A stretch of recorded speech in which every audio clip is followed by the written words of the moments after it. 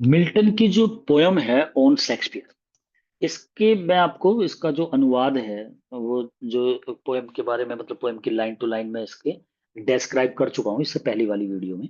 इसकी total explain कर चुका हूँ। अब इसके कुछ क्वेश्चंस हैं। हालांकि जब हम पोयम पढ़ लेते हैं तो क्वेश्चन हमारे क्लियर से हो जाते हैं, लेकिन कुछ पोयम से रिलेटेड क्वेश्चंस, किस तरीके की पोयम रही है, कब पब्लिश हुई, और किस वे में लिखी गई है, थीम क्या है, तो उनके ऊपर भी अब डिस्कस कर लेते हैं। तो मैंने वन लाइनर कुछ क्वेश्चन लिखे हैं, तो आपके सामने उन क्वेश्चंस को कराता हूं, तो कोई चीज बचेगी नहीं फिर इसमें। On Shakespeare is also known as song on Shakespeare. अच्छा, ऑन शेक्सपियर का मतलब एक तरीके से शेक्सपियर के ऊपर सॉन्ग है ये, तो इसे सॉन्ग ऑन शेक्सपियर के नाम से भी जाना जाता है। तो ये भी क्वेश्चन, ठीक क्वेश्चन है। और ये इसका इंपोर्टेंट क्वेश्चन है, the sub title of this poem is, on Shakespeare तो नाम है ही पोएम का, लेकिन इसका सब टाइटल क्या है? एन इपिटैफ, एक epitaph on the admirable dramatic poet, एक प्रशंसनीय ड्रामेटिक पोइट विलियम शेक्सपियर। तो उसका इपिटैफ, इपिटैफ होता है समाधि लेख, जो समाधि। अब जब ये 16 लाइन की पोयम, ऐसा लगता है जैसे ये 16 लाइन उसकी समाधि पे लिख दी हो कि भाई आओ इसे पढ़ो। और उसे जब इंसान पढ़ेगा तो उनकी लाइन को देख करके उसे लगेगा कि हाँ वाकई भाई, इसकी अगर कब्र नहीं बनी है तो कोई जरूरत नहीं है, क्योंकि ये हमारे दिलों में बसा हुआ है, रीडर्स के दिलों में, और वही एक बहुत बड़ा स्मारक होता है। तो ऐसे लिख दिया ना उसमें, तो बिल्कुल ऐसा लग रहा है जैसे कि इपिटैफ है ये इसका। और ये सब टाइटल ही बना दिया इसका। सब टाइटल है an epitaph on the admirable dramatic poet William Shakespeare. तो देखो, एक हमें ये भी ध्यान रखना होता है, ऑन शेक्सपियर पोयम होगी और एक पोयम है शेक्सपियर, इन दोनों में कंफ्यूजन रहता है। और ये पीजीटी के लिए बड़ा इंपॉर्टेंट क्वेश्चन हो जाता है, क्योंकि शेक्सपियर जो पोयम है वो मैथ्यू आर्नोल्ड ने लिखी है, ऑन शेक्सपियर जो लिखी है वो मिल्टन ने लिखी है। जब बच्चे इसे पढ़ लेंगे, अब लाइन से हमने पढ़ ली तो हमें याद रहेगी ऑन शेक्सपियर किसकी है। अगर हम रटते रहते तो वो उसमें कंफ्यूजन रह जाता हमारा। तो ये है। This poem was published anonymously in 1630। ये क्वेश्चन यहाँ गलत लिख गया है मेरे से। ये पब्लिश तो 1632 में हुई थी, लेकिन 1630 में ये लिखी गई थी, 32 में पब्लिश हुई थी। तो इसे आप करेक्शन कर लेना। दिस पोएम वाज पब्लिश्ड नहीं होगा, कंपोज्ड। और पब्लिश लिखा हुआ है तो, क्योंकि एनोनिमसली लिखा हुआ है, तो 1632 in second folio of William Shakespeare के सेकंड फोलियो में 1632 में पब्लिश हुई थी। और कंपोज जो हुई थी, लिखी गई थी, वो 1630 में लिखी गई थी। तो ये दोनों थोड़ा सा आप इसे कर लेना, और मैं भी कर दूंगा आपका जो मैं वो भेजूंगा। It was Milton's first published poem. पहली पब्लिश पोएम है ये मिल्टन की। पहली अगर कंपोज्ड पोएम या लिखी गई पोएम की अगर बात करेंगे, तो फिर उसका वो ओड आ जाता है, जो 1629 में लिखा था, ode on the morning of Christ nativity, 1629 में। लेकिन वो पब्लिश हुआ था 1645 में, और टाइटल था poems of mister John Milton.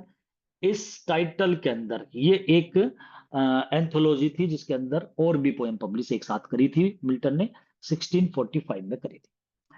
तो यहाँ पर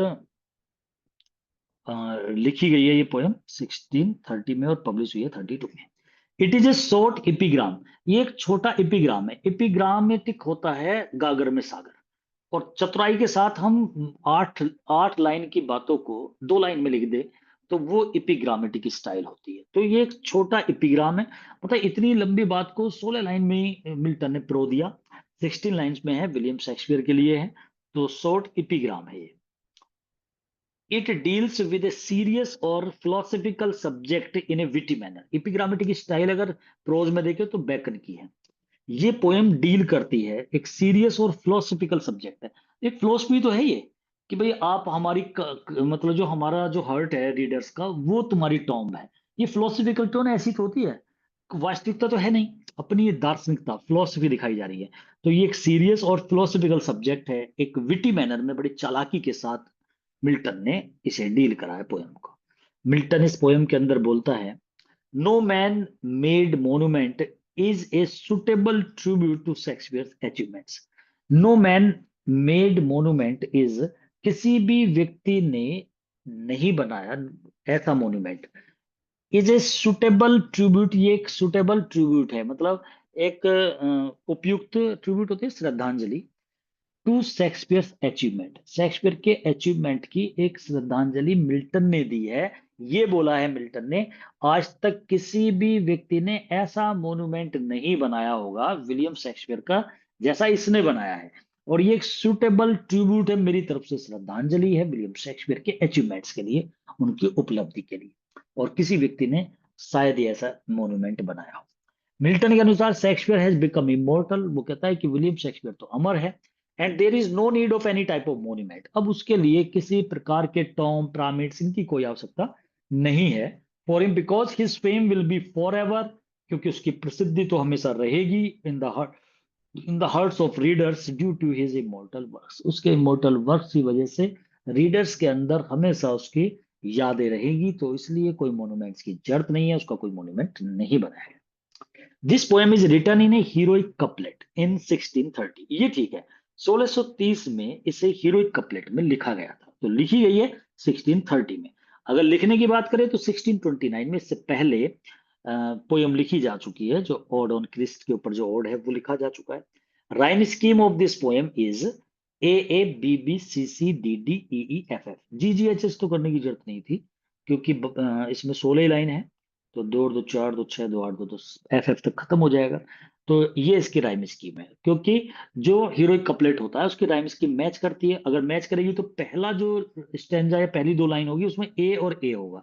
अब तीसरी में अगर ए हो नहीं सकता फिर तो गलत हो जाएगा, तो नई लाइन आएगी तो वो बी बी हो जाएगा, फिर नया स्टैंजा आएगा सी सी डी डी, ऐसे करके दो दो लाइन के, और 8 स्टैंजे बनेंगे इसमें। 7 8 8 ही तो हो रहे हैं, ठीक तो हाँ, 8 दूनी 16, अरे ठीक है। AABBCCDDEEFFGGHH, हाँ 8 स्टेंजे बनेंगे ना, 16 लाइन है, तो ये 16 ही बैठ रहा है। तो इस तरीके से ये जो पोयम है ये 8 स्टेंजे है, हीरोइक कपलेट में है। ये बहुत इंपॉर्टेंट क्वेश्चन है, पूछा जा सकता है हीरोइक कपलेट में है, ब्लैंक वर्स में है, तर्जा राइमा में, किस में है, तो आपको हीरोइक कपलेट उसमें लगाना है। The revised version of this poem was published in 1632. अब इसका जो रिवाइज करके जो वर्जन, मतलब ये लिख दी थी 1630 में, 32 में इसका जो सेकंड फॉलियो विलियम शेक्सपियर का जो था 1632 में, उसमें इस पोयम को पब्लिश किया गया, मतलब वहां ये उस फॉलियो में है ये पोयम 1632 वाले। This poem is a tribute to William Shakespeare, के लिए एक श्रद्धांजलि की तरह है बिल्कुल। Milton called Shakespeare dear son of memory, ये बोला है उसने भाई, एयर ऑफ फेम भी कहा है उसे, डियर सन ऑफ मेमोरी भी कहा है। तो ये भी क्वेश्चन देखो ऐसे बन जाते हैं, हमें लगता है पता नहीं यार कहाँ बोला हुआ, किसने बोला हुआ, क्वेश्चन आ जाता है डियर सन ऑफ मेमोरी, किसने कहा है विलियम शेक्सपियर को। अब हम सोचते हैं कि ये कोई कोटेशन है, लेकिन देखो पोएम के अंदर की लाइन है, तो मिल्टन ने कहा है। Milton called Shakespeare great air of fame, ये भी बोला है, उसी लाइन में ही है बिल्कुल इस पोएम में, कि तुम तो प्रसिद्धि के वारिस हो। Milton wants to tell through this poem, इस पोयम के थ्रू मिल्टन बताना चाहता है कि जो शेक्सपियर है ना वो इतने फेमस है that there is no need of great top, कि कोई जरूरत नहीं है बड़े बड़े मकबरों की, पिरामिड्स की, उनकी फेम को शो करने के लिए। इन फिजिकल अपीयरेंस की तो कोई जरूरत है ही नहीं, कि ये दिखावटी बनावटी ये टॉम्ब और पिरामिड्स, इनसे बड़ी चीज है कि वो अमर है और हमारे दिल में है। हमारे दिल में है तो हमारे दिल ही उनके लिए मकबरे की तरह है। According to Milton, every reader is aware, सभी जानते हैं the greatness of Shakespeare's work, Shakespeare के वर्क की ग्रेटनेस, उसकी डेल्फिक लाइंस का इंप्रेशन सभी हार्ट के पे छाया हुआ है, सभी के दिल में है शेक्सपियर। मिल्टन ने यह भी कहा है कि जो राजा है ना वे भी चाहते हैं to take the same tomb as Shakespeare has, जैसी टॉम्ब शेक्सपियर की है ना। अब शेक्सपियर की कैसी टॉम्ब है वो तो तुम्हें पता ही है, वो दिलों में बसा हुआ है, ऐसा सभी राजा चाहते हैं। देखो ये है भी, आपने सुना होगा नॉर्मल भी, भाई ऐसे काम करके जाओ जो दुनिया याद करे, ये कहते हैं ना। ऐसा नहीं कहता कोई भी कि भाई ऐसा काम करो या ऐसे मरो कि तुम्हारा बहुत बड़ा मकबरा बने, बहुत बड़ा, ऐसे नहीं बोलते, तुम दिलों में छाए रहो, ये बोला जाता है। तो यही बात है, मिल्टन भी यही कहना चाहता है कि भाई ऐसे ही तो हर राजा ये चाहेगा। राजा का जिक्र पता है मिल्टन क्यों करता है? मिल्टन की ऑन हिज ब्लाइंडनेस पढ़ोगे उसमें भी कहता है, उसकी लास्ट स्टेंजा है ना ऑन हिज ब्लाइंडनेस का, हिज स्टेट इज किंगली, उसकी स्थिति तो राजाओं जैसी है। उसने मेटाफर यूज करा और कहा कि his state is kingly, his यहाँ पे यूज करा था उसने गॉड के लिए, कहता है भगवान की स्थिति तो राजाओं जैसी है, मतलब भगवान की स्थिति को राजा से तुलना कर रहा है, क्योंकि राजा की अहमियत उस समय देखो आप, आज तो कुछ भी नहीं है, देखिए उस समय राजा गॉड की तरह हुआ करता था। आप मिल्टन ने तो देखा है, Charles first, James first, Charles second और क्रोमवेल, ओलिवर क्रोमवेल, तो उसने देखा पावर पता है मिल्टन को। यहाँ भी मिल्टन ने राजाओं की क्यों बात करी है कि राजा भी भाई, राजा जो चाहे वो कर सकता है, राजा तो राजा ही है। तो कह रहा कि किंग्स जो है ना वे भी डिजायर करेंगे ऐसा, ऐसी टॉम हमारी भी बने। और यही लाइन वो ऑन हिज ब्लाइंडनेस में कहता है कि भगवान की स्थिति तो राजाओं जैसी होती है, उसे कोई जरूरत नहीं है, उसकी एक बिड पर, उसकी एक आदेश पर हजारों एकदम दौड़ने लग जाते हैं, ऐसा बोलता है ना वो अपनी ऑन हिज ब्लाइंडनेस पोएम में। तो मिल्टन कहता है that the kings also want to take the same tomb as Shakespeare has. जैसे शेक्सपियर की टॉम्ब है ना, अब शेक्सपियर की वो वाली टॉम्ब पे मत चले जाना जो नॉर्मल है उसकी। वो कह रहा है जैसे ही मैंने पोएम में बताई है उसकी टॉम्ब, मतलब वो दिलों में बसा हुआ है। तो ऐसे ही सारे राजा चाहते हैं कि हमारी भी ऐसी। मिल्टन ने एम्फेसाइज करा है, प्रभाव डाला है उस पे, इफेक्ट डालना, कि Shakespeare does not need a physical monument. वो कहता है शेक्सपियर को फिजिकल मोन्यूमेंट की आवश्यकता नहीं है, कि कोई फिजिकल मोन्यूमेंट से मतलब है वही टॉम पिरामिड्स, इनकी आवश्यकता नहीं है। लाइक मार्बल स्टेचू बनाई जाए, टॉम्स बनाए जाए टू सिक्योर हिज लीगेसी, अपनी उस लीगेसी को सिक्योर करने के लिए, वैधता को, अपनी वैधता कि भाई मैं इतना महान हूं, उसे बताने के लिए, इस सिक्योरिटी के लिए उसे टॉम्ब की, स्टैचू की, मार्बल स्टैचू की या पिरामिड्स की, इनकी फिजिकल मोन्यूमेंट है ना ये, इनकी कोई आवश्यकता नहीं है। ऐसा मिल्टन इस पे प्रभाव डाल के इस बात को कहता है। मिल्टन इस बात पे भी आर्ग्यू करता है, बहस करना होता है वैसे, तो कहता है दैट शेक्सपियर के जो वर्ड्स है ना make him live for ever in the heart. Shakespeare के वर्ड ने उसे बना दिया, हिम यहाँ पर शेक्सपियर के लिए आया है। शेक्सपियर के वर्ड्स ने, इसका मतलब शेक्सपियर की पोएम्स ने, शेक्सपियर की लाइनों ने, शेक्सपियर ने जो लिखा है उसकी उस लिखावट ने शेक्सपियर को बना दिया लिव फॉर एवर, हमेशा वो जीवित है, इन the hearts and minds of people, वो व्यक्तियों के दिल दिमाग में छाया हुआ है अपने वर्ड्स की वजह से। ये मिल्टन का आर्गुमेंट्स भी है, उसके तर्क है मिल्टन के, कि भाई विलियम शेक्सपियर जो है ना वो दिल में छाया हुआ है, माइंड में छाया हुआ है, और यही दिल और माइंड उसके टॉम्स है।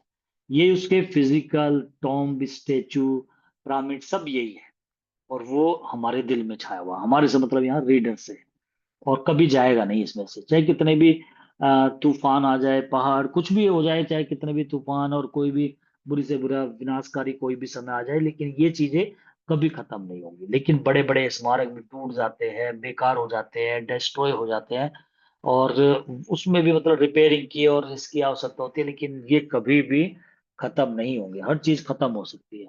आप देख लो कोई गवर्नमेंट आती है तो कितने मंदिर मस्जिद वे भी तोड़ ताड़ दिए जाते हैं, कोई पता नहीं कब तोड़ दे भाई कोई। अब ये ताजमहल है, इसे कभी कभी भी तोड़ा जा सकता है, अगर कोई अपनी पा जाएगा तो तोड़ देगा इसे। कोई ऐसा प्रधानमंत्री, कोई ऐसा राजा, कोई महाराजा कोई भी आए, तो कोई भी चीजें नहीं है। अब जैसे आजकल गवर्नमेंट चल रही है तो ये राजीव गांधी, इंदिरा गांधी, इनसे सब चिढ़ते हैं, तो हो सकता है ये इंदिरा गांधी की जो समाधि है उसे हटा के किसी और की, या महात्मा गांधी से भी चिढ़ते हैं तो, कि उसे महात्मा गांधी की हटाओ भाई, तो 2 मिनट में खत्म हो जाएगी सब कुछ। लेकिन विलियम शेक्सपियर जो दिल के अंदर बस गया, उसे कैसे हटाओगे, दिल में से कैसे निकालोगे। जिस तरीके से भीमराव अम्बेडकर की अगर हम बात करें तो वो दिल में बसे हुए हैं, तो आप अम्बेडकर की मूर्ति को तो तोड़ सकते हो, होता भी है कई बार, आपने सुना होगा कि भाई वहां पर कुछ फिर दंगे भी होते हैं, तो आप वो तो काम कर सकते हो, लेकिन दिल से कैसे निकालोगे जो पब्लिक के अंदर दिल में बस गए। तो विलियम शेक्सपियर तो दिल में बस गया, इससे बड़ा मकबरा, इससे बड़ा स्टैचू वो नहीं हो सकता। ये बात इसमें बोली गई, ये पोयम यहीं तक थी, इसके क्वेश्चंस जो थे ना यहीं तक।